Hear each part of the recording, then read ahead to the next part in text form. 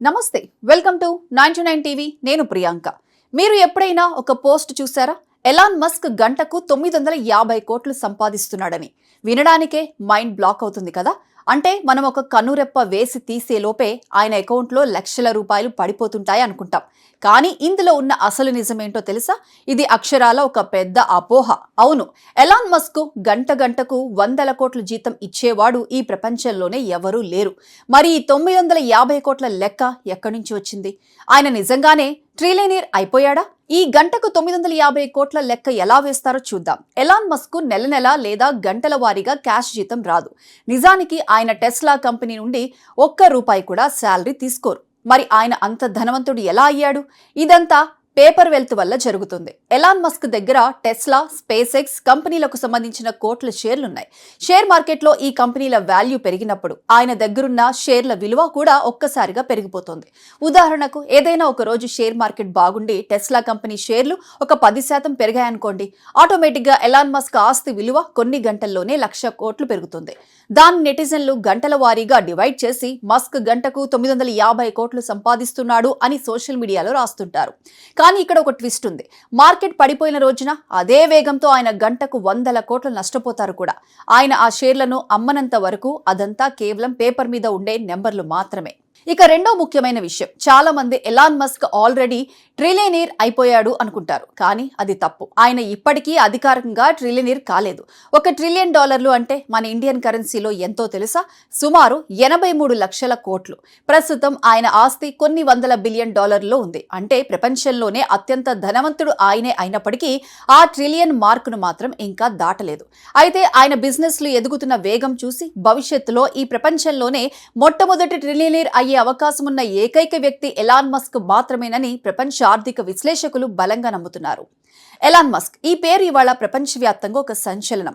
Space X ద్వారా అంతరిక్ష రంగాన్ని, టెస్లా ద్వారా ఆటోమొబైల్ రంగాన్ని శాసిస్తున్న ఒక అసాధారణ పారిశ్రామికవేత్త. అసాధ్యం అనుకున్న ప్రతి దాన్ని సుసాధ్యం చేసి చూపించిన ఎలాన్ మస్క్ 1971 జూన్ 28న సౌత్ ఆఫ్రికాలోని ప్రిటోరియాలో జన్మించారు. చిన్నతనంలో ఆయన చాలా ఇంట్రోవర్ట్లా ఉండేవారు. ఎంతలా అంటే అతనికి వినికిడి లోపం ఉందేమోనని వాళ్ళ తల్లిదండ్రులు ఆపరేషన్ కూడా చేయించాలనుకున్నారట. కానీ ఆయనకు 9 ఏళ్ల వయసున్నప్పుడు తల్లిదండ్రులు విడిపోయారు. స్కూల్లో తోటి విద్యార్థుల నుండి తీవ్రమైన వేధింపులు ఎదుర్కొన్నారు. ఒకసారి కొందరు పిల్లలు ఆయన్ని మెట్లపై నుండి కిందకు తోసేసి స్పృహ తప్పేలా కొట్టారు.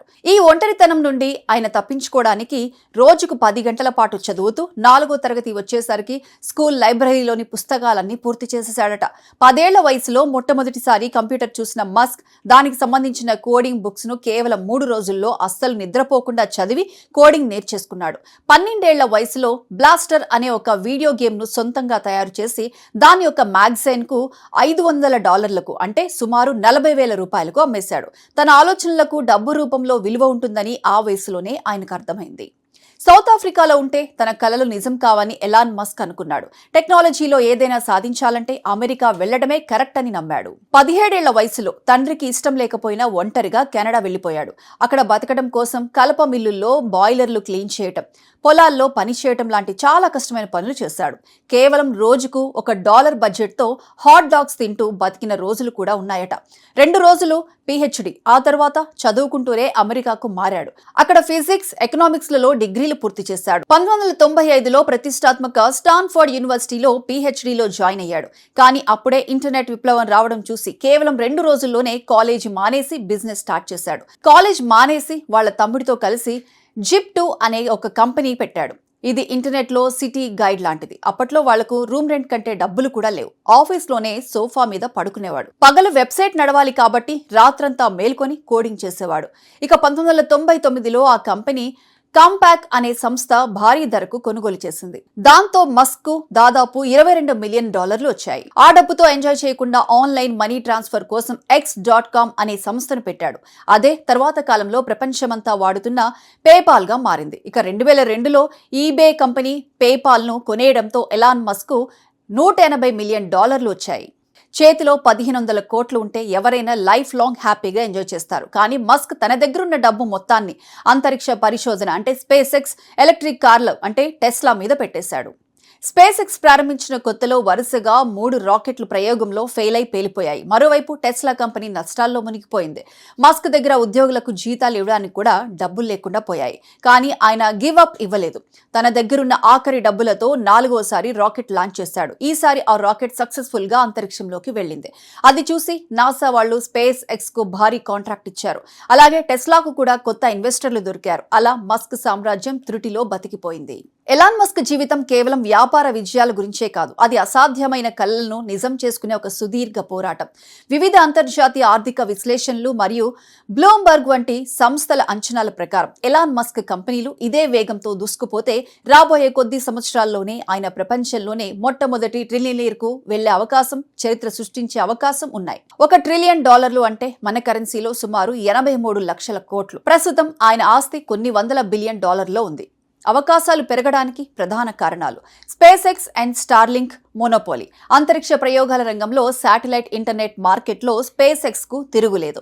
ఈ కంపెనీ విలువ రోజురోజుకు ఊహించని రేంజ్ లో పెరుగుతోంది. ఇక ఏఐ విప్లవం. ప్రస్తుతం నడుస్తున్న ఆర్టిఫిషియల్ ఇంటెలిజెన్స్ మార్కెట్లోకి మస్క్ గ్రోక్ ఏఐతో వేగంగా అడుగులు వేశారు. దీని ఫ్యూచర్ వాల్యూ కూడా చాలా ఎక్కువగా ఉంది.